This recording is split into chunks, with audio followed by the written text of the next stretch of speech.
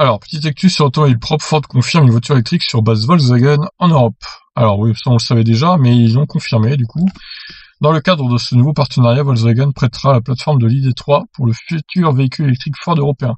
2 utilitaires dotés de versions électrifiées sont également en projet. Le regroupement des constructeurs automobiles se confirme en 2020. PSA et FCA vont se marier, l'alliance Renault-Nissan-Mitsubishi se consolide et réfléchit à renforcer le partenariat avec Daimler. Plus surprenante, l'union entre Ford et Volkswagen annoncée en 2018 se concrétise en même temps que la crise du Covid-19. Même en temps de crise, pardon. Ce partenariat avancé entre les deux groupes visait notamment les voitures électriques malgré le réussi Mustang Mach-E. Ford possède un retard conséquent et basera ses prochains véhicules sur la base MEB du groupe Volkswagen.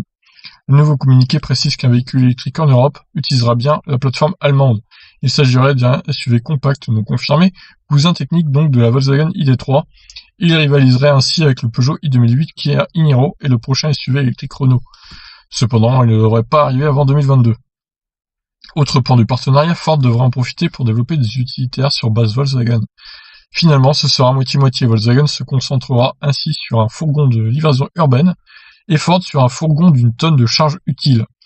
Ces utilitaires seront très probablement disponibles en version électrifiée, hybride, rechargeable et ou électrique. Le premier pourrait supplanter le petit Ford Transit tourné au courrier et se situer sous le Volkswagen Caddy. Le second est le plus étonnant. Il se situerait légèrement au-dessus de l'actuel Transit Connect 730 kg et sous le Transit Custom 3 tonnes. Ok, bon, les utilitaires Ford, je connais pas trop perso, mais pourquoi pas du coup. Alors moi, je trouve ça dommage qu'ils font pas un Ford Kuga électrique, parce que le petit Kuga, il est pas mal. Et un petit Kuga avec 60 kWh de batterie, ça aurait fait un truc pas mal, je pense. 420 km d'autonomie, 430. Ça aurait été pas mal, hein. Pourquoi ils font pas ça? Ils font déjà un hybride rechargeable.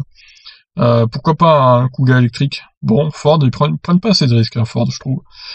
Mais bon, c'est vrai que le Mustang Mach-E, déjà, il paraît plutôt bien fini. Et niveau caractéristiques, niveau rapport caractéristique-prix, c'est pas mal.